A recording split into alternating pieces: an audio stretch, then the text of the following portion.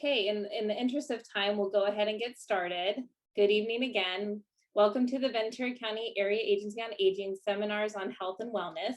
My name is Jeanette Haregi, and I am the Public Information Officer for the VCAAA. The seminars on health and wellness were inspired by the VCAAA's Advisory Council's commitment to make critical resources more accessible to older adults, people with disabilities, and caregivers. They are designed to focus specifically on helping individuals living with a dementia-related disease and their caregivers gain access to vital resources to guide them along their journey. Maureen Hodge, High-Risk Manager for Community Memorial Health Systems and member of our VCAAA Advisory Council, will serve as the MC for today's presentation. Maureen, I'm going to pass it along to you. Thank you, Jeanette.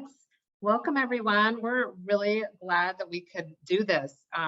Just as a little bit of history, Monique Nolan's on here, Victoria Jump, the director of the VCAAA, and a few other advisory board members really got together to come up with this idea of creating seminars for health and wellness. So it's really exciting to have, I'm sure there's professionals, nurses, social workers, there's community members, patients, caregivers, home health agencies, SNFs. We're just glad you're all on today.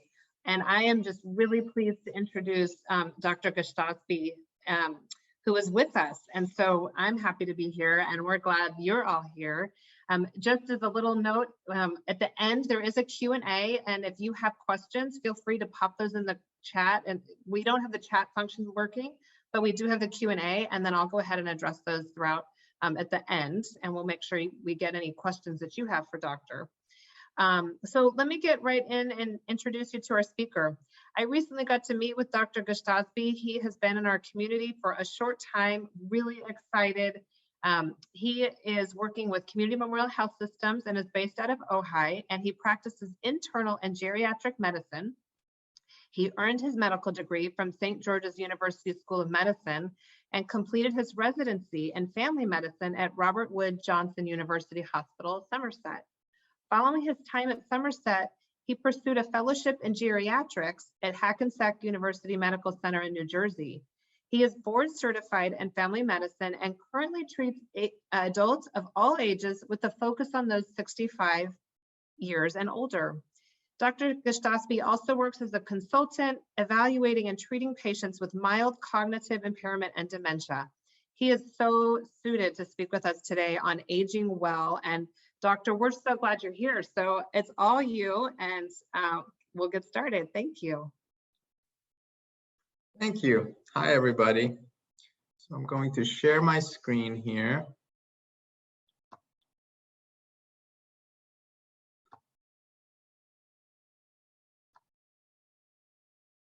Okay, so hi, I'm Dr. Maziar Gustosby. I'm a family physician who specializes in geriatrics. I've been living in Ventura for the past 6 months, and I'm very happy to become a part of the community. Prior to moving here, I was in New Jersey, where I did my residency in family medicine at Robert Wood Johnson, Somerset, and fellowship in geriatrics at Rutgers. I got into family medicine in order to get into primary care. I've always been passionate about prevention, and as you will see in this presentation, this is my life passion. As it turned out, some of my favorite patients were over 65 years of age, and I decided to focus my future practice on older adults. That's when I decided to invest an extra year into completing my geriatrics fellowship, as I felt that I owed this to myself and my future patients.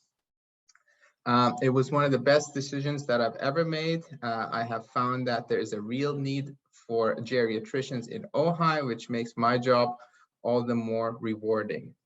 I currently work in Ojai as a primary care physician and a consultant. Although most of my patients are over 65, I see adults of all ages. Today, we're going to be talking about healthy aging.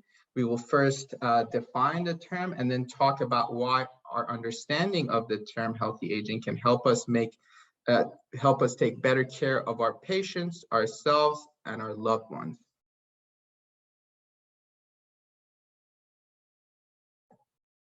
So today's objectives are define health and healthy aging, learn about the theory compression of morbidity, have a better understanding of the normal physiological changes which are associated with aging, and learn about different types of prevention.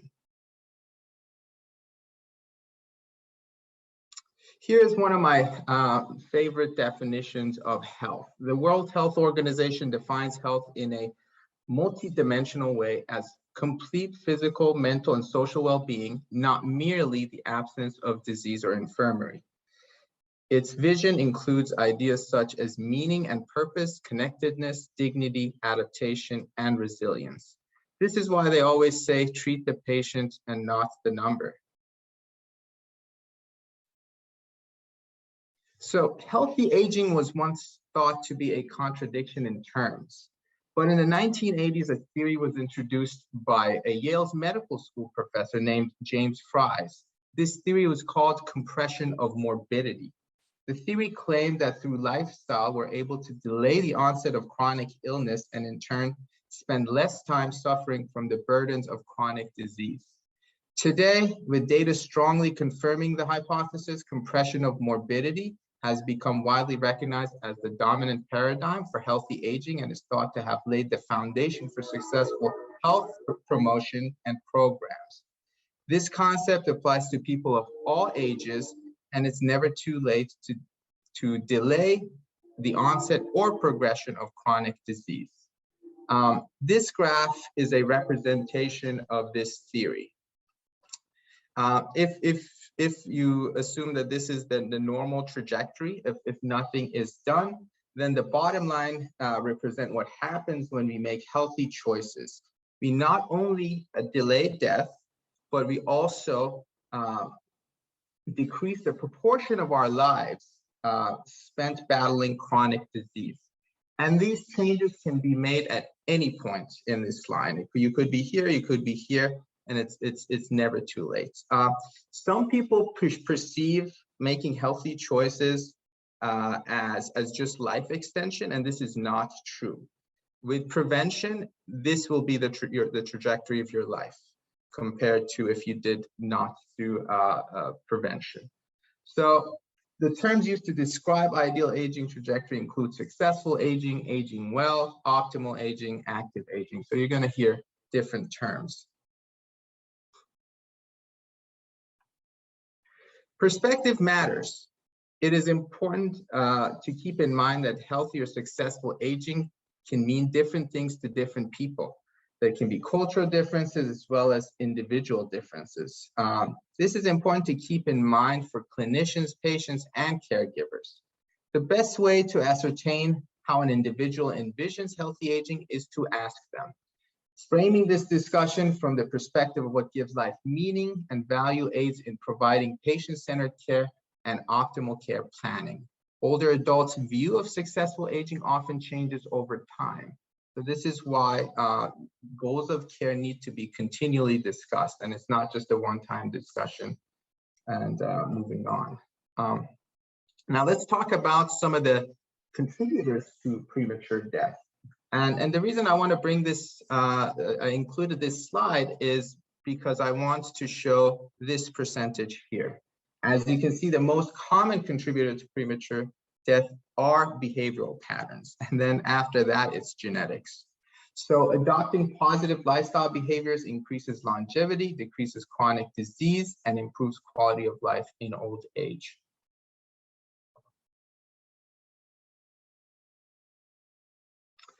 Another term that we should define, and it's a big factor, is resilience.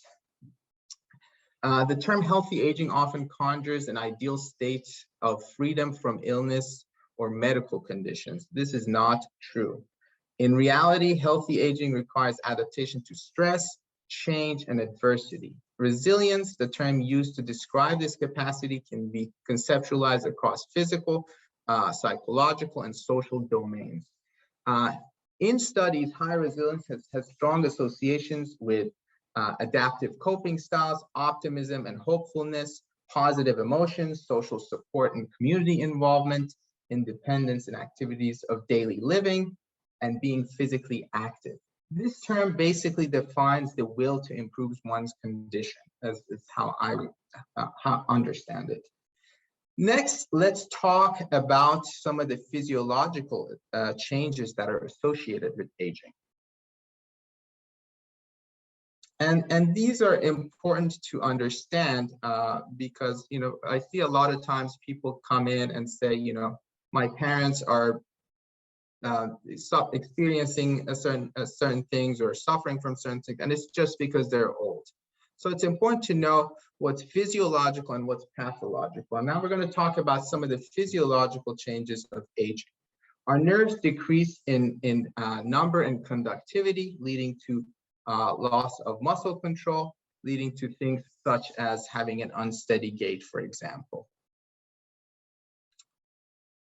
Our muscles shrink, causing weakness. Our skins become thin and easier to break down. Bone density goes down and joints become stiff.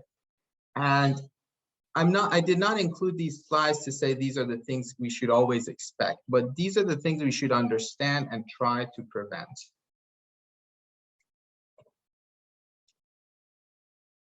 Some of the other systems, our heart muscle become thicker, blood vessels become stiffer, lungs lose elasticity, leading to decreased exercise tolerance. So some loss of exercise tolerance is obviously expected.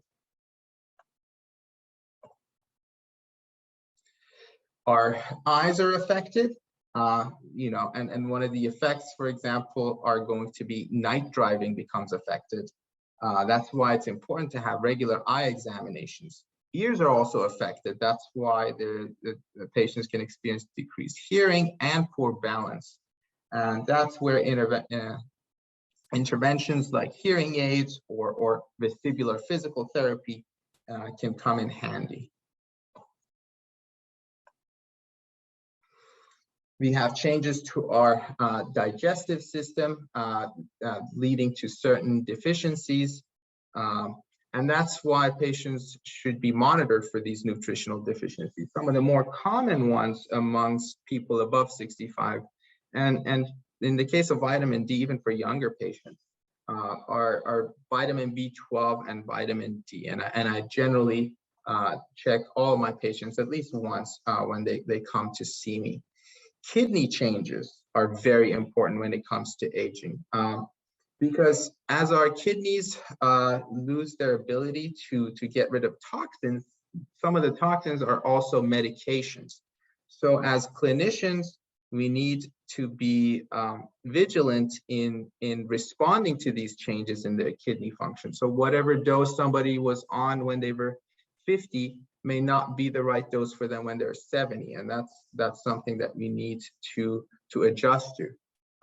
One of the during my fellowship, we worked with the trauma team in the inpatient settings, and we saw many cases of falls because the blood pressure for some of the older people were too tightly controlled. Doctors were just refilling meds from the same doses as 10 years ago, and this was causing patients to now have increased concentrations in their system because of their decreased clearance, leading to their blood pressure going down, getting dizzy, and falling.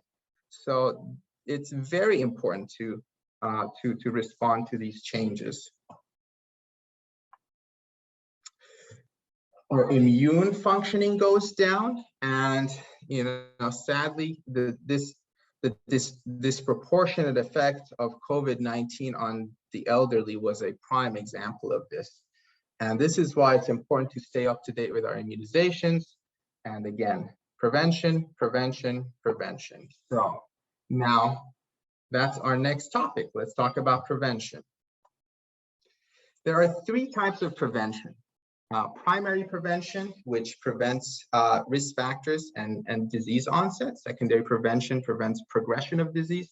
Tertiary prevention is to reduce or limit the impairment, disabilities, and complications that can result from disease. For example, if we want to prevent pathological fractures, primary prevention would be to have an exercise program, and that's going to prevent you from getting osteoporosis. Secondary prevention is on us as clinicians. We have to know who is at risk and screen them for osteoporosis and treat them. And that way we can prevent fractures. Now, let somebody who is severely osteoporotic, there are things we can still do to prevent fractures: physical therapy, fall prevention, assistive devices, environmental modifications. So that's why it's important to know that prevention can be done at different stages. Now, next, let's talk about prevention of cognitive decline. Dementia is a process that can be asymptomatic for more than 20 years. Treatment is likely to be ineffective, and prevention is an important approach.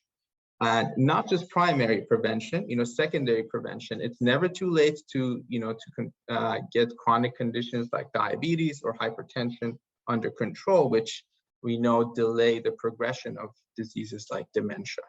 The risk of dementia appears to be a result of interplay between genes, age, and lifestyle. Lifestyle interventions, nutrition, exercise, cognitive training, maintaining social connectedness, and managing vascular risk factors can delay the onset of cognitive decline. There was a study, a finger trial, a 2 years randomized controlled trial, which was conducted in Finland. They studied 1,200 individuals at risk of dementia. The interventions included nutrition, exercise, cognitive training, encouragement of social connectedness, and management of vascular risk factors. And that's basically treatment of hypertension and diabetes, mostly. Participants in the intervention arm had about 30% less cognitive decline overall, with significant differences in executive function and processing speeds. One thing to note, they did not notice any changes, improvements in memory, however. In 2015, there was another study of which they combined elements of the Mediterranean diet and the DASH diet to reduce hypertension. Participants with the highest adherence had less than half the risk of developing Alzheimer's disease in 4 to 5 years compared to those with the lowest adherence.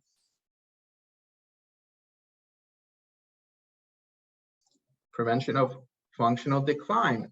Some risk factors for functional decline: cardiovascular disease, diabetes, COPD, arthritis, being overweight, smoking. Some protective factors are high levels of physical activity and emotionally supportive social networks. Regular physical activity is the most effective strategy known to prevent loss of function in aging.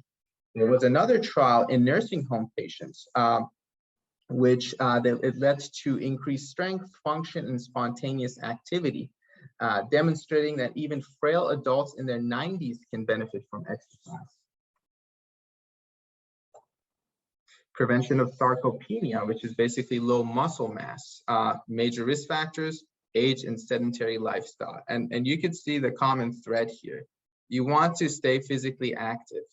Again, both resistant exercise and aerobic activity help maintain muscle mass. Some of the risk factors are poor nutrition, chronic alcohol misuse, and smoking.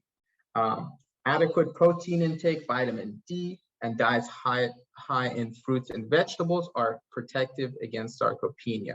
And there was another study in 2018 for older adults who were most adherent to a Mediterranean diet, which is one of the diets that I do recommend to most of my patients. Again, it's not a one-size-fits-all, but this is one of my favorite diets: high in vegetables, legumes, fruits, nuts, low in saturated fats, and red and processed meats. Had more than 50% relative risk reduction of developing frailty compared to those who were less adherent.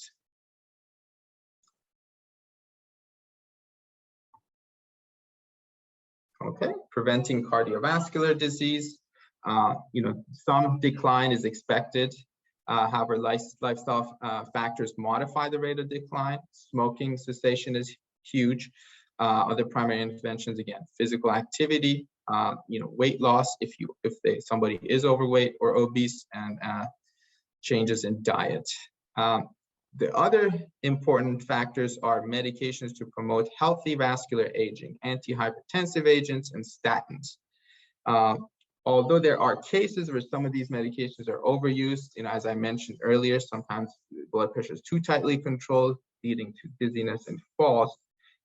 These medications have their place, and when used correctly, they can be very beneficial. And again, I had another study here cited. There's a bunch of these diet studies, again, showing the benefits of a DASH and Mediterranean diet when it comes to cardiovascular health. Loneliness. Loneliness is a big problem in the geriatric population. And it's just to distinguish terms, loneliness and socially and being socially isolated are distinct concepts. You can be one without the other or both. Social isolation is more an objective state marked by few and infrequent social contacts, and loneliness is more subjective.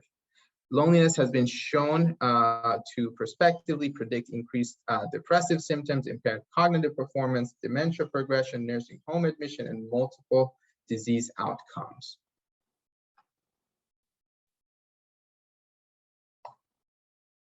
So some of the interventions that have been tried for loneliness, to improve social skills through social recreation, enhance social supports by, mentoring, home visits, increase opportunities for social interaction, address maladaptive social cognition with things like cognitive behavior therapy. There's no one-size-fits-all solution for preventing loneliness and social isolation, but promoting resilience and high-quality social relationships throughout the lifespan appears to be vital. So some of the interventions that I've been able to do in my practice are setting up home health visits and cognitive behavioral therapy sessions for patients. Social isolation is more common amongst older men than older women.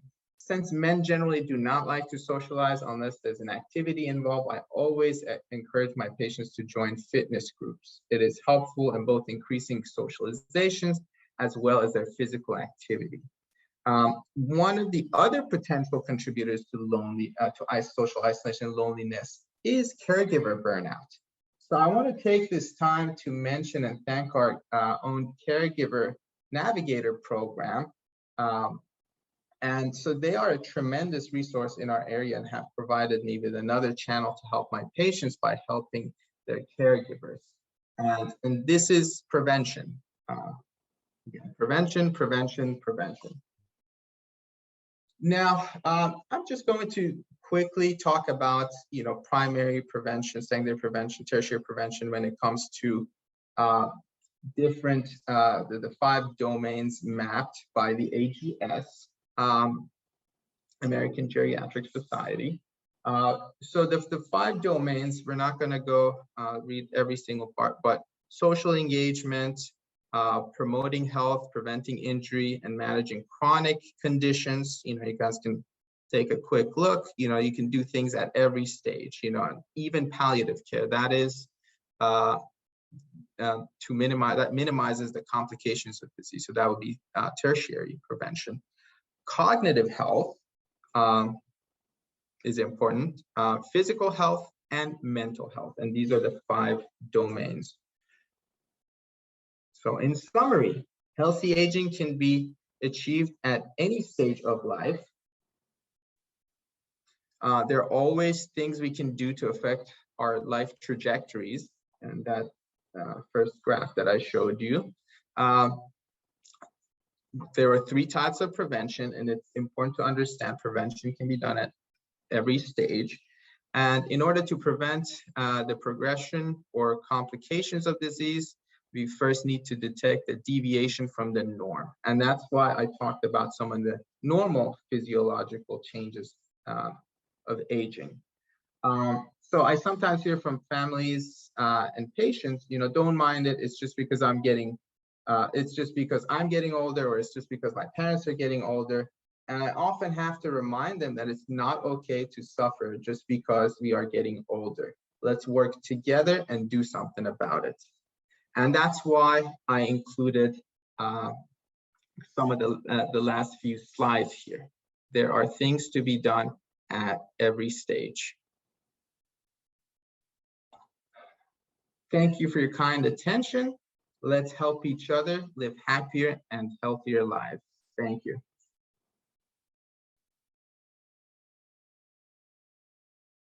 Dr. Gostasby, thank you so much. it really, because we're all in this field, whether you're a patient or a professional, whatever, but it's always such a good review. And as you all are listening, we have a Q&A, and I just noticed that a question came in from Beverly. Can I watch this later? The last charts went by way too fast for me to absorb. And yes, we are gonna, you can watch this live again at VCAAA.org and on the VCAAA.org website.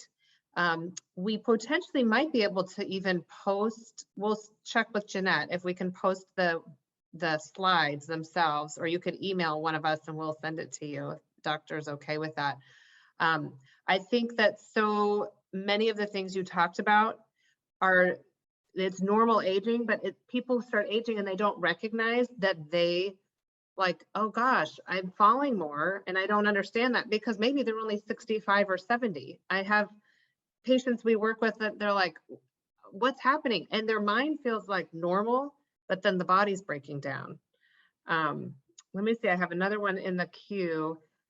There are some elders who are prescribed 15 different meds to manage their conditions, and I'm wondering what your thoughts are about that, from Janice.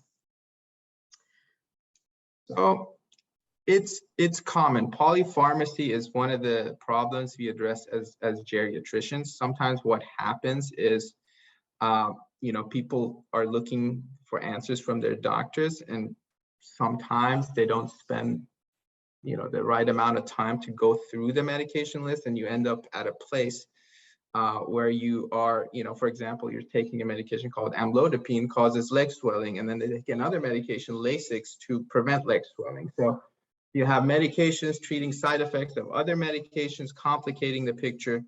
My goal is always to achieve the most with the least. So a lot of times I take medications off. First, they may be a little bit scary, but you have to see how they do without it. And in most cases, people do improve when you remove medications, surprisingly. Interesting, thank you. If that answered your question, Janice, you can rewrite that in there. From Kelly, what can a new patient expect at a first visit? Great question. So during the first visit, I like to construct a general roadmap for myself and the patient to see what the main issues are, what are the secondary issues, what do we need to address now, what do we need to address later. I like to get baseline labs, and I like to basically get to know people. That's why at our office, when I took this job, I asked for 1 hour initial visits, because I didn't want to get into a situation where I have to rush things and not address everything that I want to address to make me comfortable. So first visit, it's us getting to know each other, and maybe addressing one problem, one or two, but it's basically to start a relationship and realize that it's not something we can do in one visit. It's a journey, and we take that together. That's great. And I have another question. Thank you, Kelly, for that. Let's see, it went away. Hold on a minute. There we go. Is the doctor accepting new patients? How do they get a hold of you if you want to accept a new patient? I am accepting new patients of all ages, and I see all adults, because aging starts when you're born. So I thought it's actually beneficial to see people of all ages. But yeah, I am accepting new patients right now. They can call our office. I can leave the number in the chat here.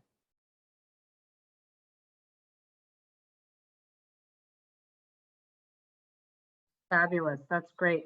And would you recommend, this also comes in from Janice, would you recommend that all people over the age of 65 see a gerontologist as opposed to just a regular general practitioner, or should a visit be scheduled when more complex complications are present?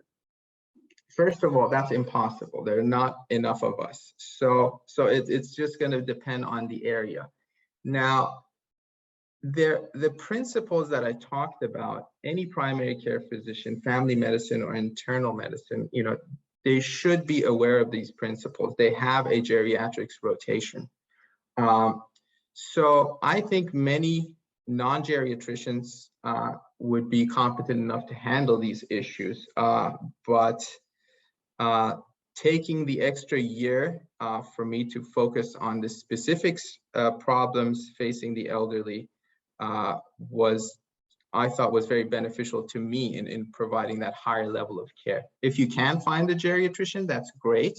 But if you have another type of another primary care physician, it really depends on the physician. They could be a great primary care person for you even at your older age. It's really case by case, but having a geriatrician would be great. Great. Are there any other questions? Oh, we have another couple. Great. From Christine, do you see any gero-psych issues in your practice? Yes, I do. And I find that most geriatricians may be better at geri-psych than some of the psychiatrists, honestly. So we do deal with those issues, and yeah, so that's basically a yes. Yeah. Great. That is a yes. And doctor, when you are seeing them, so when we have dementia or Alzheimer's patients, and they're on all sorts of meds for that, but then they're also having such depression with the dementia. I mean, it's tricky. These are medical questions and you are the doctor, but how do we handle as practitioners? Like, I mean, I'm a licensed clinical social worker and I see a lot of our patients in therapy and they just come so depressed and they're on a psych med and they have dementia and the families are like, what do I do? I don't know what to do. Like medically speaking, how do you handle that? Oh, you're on mute. It's really a case by case. It depends on what stage of dementia are we talking. Are they depressed because their cognitive ability is actually good enough to be stressed about the fact that they're losing their memory? And again, it would be case by case. Sometimes medications can worsen your cognitive function if you are on sedatives and things like that and you would be prescribed that because you're anxious, because of your memory. It makes your memory worse, makes you more anxious. So it's really a case by case situation. And first thing we do as geriatricians, number one, is always medication review. So first thing you do is you look at the med list. Is this problem being presented to you? Are we causing it? That's number one, and then you go from there.